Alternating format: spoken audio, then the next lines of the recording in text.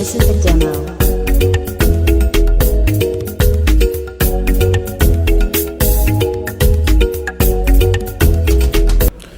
Si je dois parler de mon parcours socio-professionnel, il est bon de commencer par dire que moi j'ai été enfant des chœurs pendant 10 ans dans la paroisse de Bagira.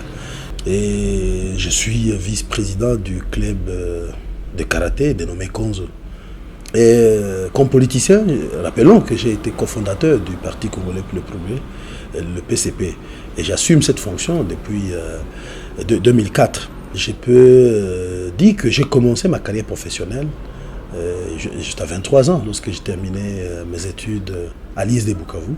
Et j'ai eu la chance d'intégrer le projet de coopération bilatérale entre le Zaïre et l'Allemagne vers mi-septembre 1993. Et j'ai assumé successivement le travail d'assistant au programme, de coordonnateur de développement autour du parc national Kahuzi-Biega et chef de mission AI, surtout pendant la guerre. Et dans ce projet, j'étais chargé des relations entre le parc et la population, et notamment essayer de trouver des stratégies qui permettent aux populations de jouir des ressources naturelles du parc, mais aussi de contribuer à préserver les ressources naturelles de ce même parc. C'est comme ça que, par exemple, les entités autour du parc, nous avons construit beaucoup d'écoles, nous avons construit beaucoup de formations médicales, nous avons réhabilité les routes, nous avons lancé les programmes d'appui, de relance économique de ménages, notamment par la culture, l'apiculture, l'artisanat. Et nous avons fait beaucoup pour essayer un peu d'augmenter les ressources des ménages qui vivaient dans les alentours du parc. Et pour les zones qui étaient sous ma supervision, ces zones ont eu l'avantage de bénéficier de beaucoup de ressources. Par exemple, quand je parle de toutes ces écoles et tous ces centres de santé qui ont été construits, que ce soit à Fendoula, à Rambo, à Chaminunu, à Moule, à Chibinda, à Chifunzi, dans le groupement de Kalonge, que ce soit les ponts Chinganda, les centres de santé Maïbano, et beaucoup d'autres activités, que ce soit à Kabare, à Itebero, à Chabunda. Et les populations nous ont vus à l'œuvre. Les populations ont vu avec les ressources que nous avons, qui avaient été mobilisées par la coopération technique allemande, en partenariat avec le gouvernement congolais. Nous avons amélioré les conditions de vie et nous avons été transparents parce que nous avons même mis à l'époque la stratégie de gestion participative. Alors, j'ai quitté la coopération technique zaïro-allemande en 2002, donc c'était déjà le Congo, et j'ai d'abord pris le temps nous avons ouvert notre cabinet, le GCO, le groupe d'expertise des capacités des entreprises et des organisations de développement, où on a travaillé avec beaucoup d'autres collègues, comme Eric Assoukou, Maître Matso, Wasso Milenge, et beaucoup d'autres collègues enseignants de l'ISDR, et parmi eux des aînés, mais tous qui sont de la socio-économie et planification de développement et d'autres des juristes. Et c'est seulement en 2006 que je vais intégrer Corded, alors que j'étais déjà consultant pour cette organisation. Je vais accepter une proposition de contrat pour aller devenir d'abord assistant au programme, chargé de programme, et puis chef de mission. Et comme organisation des bailleurs de fonds, j'ai eu l'occasion d'aider les organisations à la fois nationales et internationales, et de les appuyer dans le cadre de l'enforcement des capacités à la fois techniques, des capacités financières ou organisationnelles. Et à ce titre, nous avons aidé beaucoup d'organisations à accéder aux fonds, ce qui a permis de réaliser leurs activités sur le terrain et contribuer parfois pour le volet humanitaire à soulager les vies de personnes qui étaient affectées par les catastrophes naturelles. Et donc nous avons eu l'occasion d'aider les uns les autres. Il y a des organisations ici qui sont devenus professionnels du fait que nous les avons appuyés, nous avons fait ce qui était possible. Peut-être avant d'aborder la question, l'aspect politique, je dois préciser que toutes mes deux fonctions, je les ai quittées par démission volontaire. Par exemple, quand j'ai démissionné en 2002 à l'ICCN, il faut se dire que nous avons quitté l'ICCN dans un contexte de conflit de guerre, parce que nous dénoncions, par exemple, que les collègues avec lesquels on était dans la coopération étaient à un certain moment en complicité avec ceux qui exploitaient les ressources naturelles au sein du parc national de Kahuzi-Biega, l'objet même de la préservation. et que les groupes armés commençaient à renforcer l'exploitation des ressources naturelles normales, les coltans et les bois précieux dans les périmètres du parc. Alors cela nous a créé beaucoup de problèmes avec le mouvement rebelle à l'époque, qui nous traitait d'être pro-Maï, donc les résistants congolais, et pro-Kinshasa, mais anti-RCD. Et cela nous a valu une arrestation, donc je continue à qualifier d'arbitraire. Nous avons été arrêtés par l'agence ANR et nous avons été détenus comme des prisonniers de guerre pendant 4 jours et nous avons failli être fusillés. N'eût été l'intervention de la société civile à l'époque qui avait relayé notre lettre de dénonciation, on ne serait plus de ce monde. Alors, chez Corded, en 2011, j'ai démissionné volontairement, tout simplement parce que je voulais renforcer mon activisme politique. Je voulais me préparer à la candidature à la députation provinciale en 2000, qui était envisagée en 2011, qui n'avait jamais eu lieu. Et là, j'ai démissionné en bonne et due forme. Ça signifie ma lettre de démission, le rangement à l'amiable. J'ai perçu en bonne et due forme mes indemnités de fin de contrat.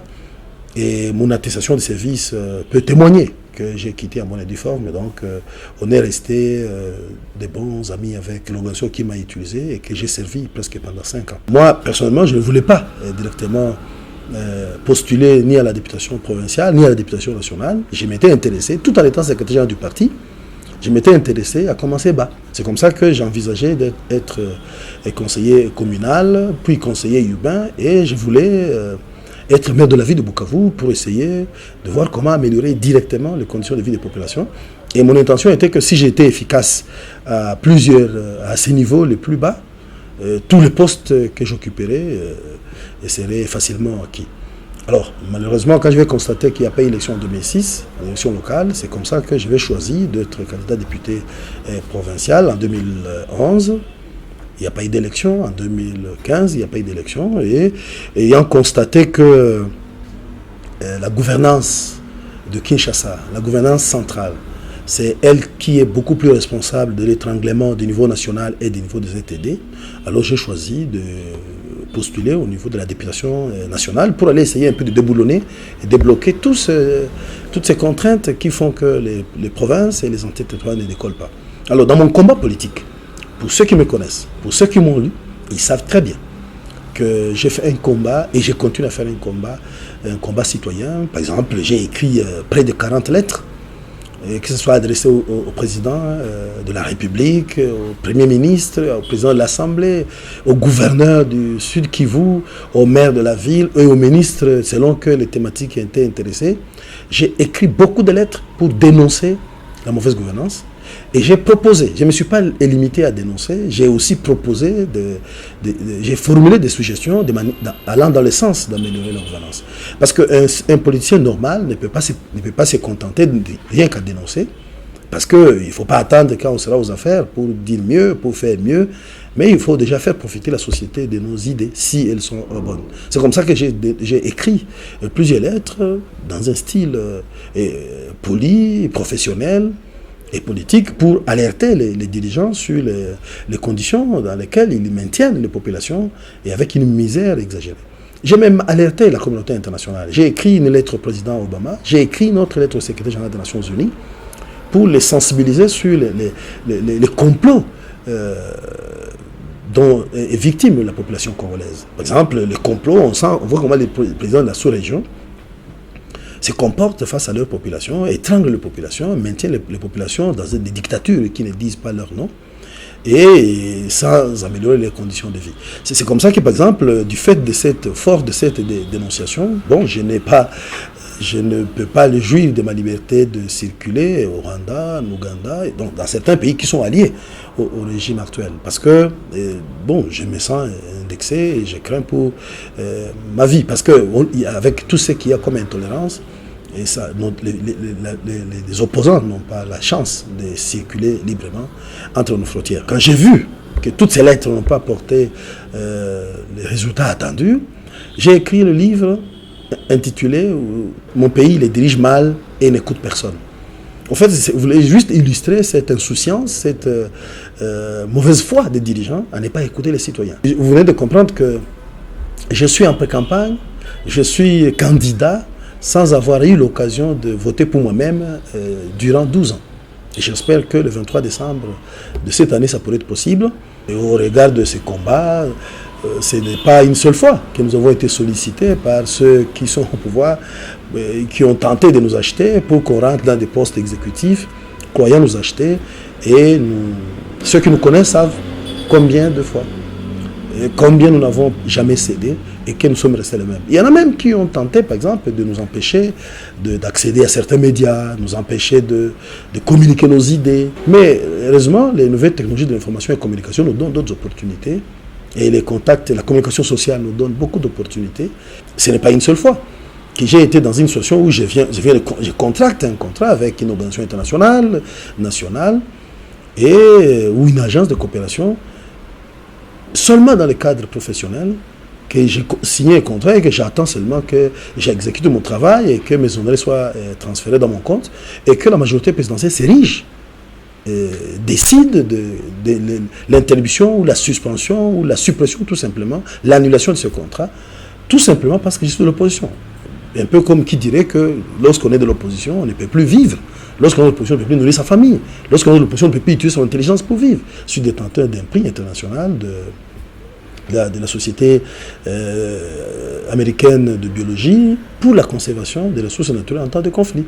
Beaucoup de compatriotes, beaucoup d'organisations congolaises nous ont décerné plusieurs prix, plusieurs diplômes, et trophées, notamment Chouja, il y a Patriotano, il y a Bon Monsieur, Meilleur Citoyen. Tout ça, nous avons pris tous ces prix comme un encouragement de notre communauté par rapport à ce que nous faisons.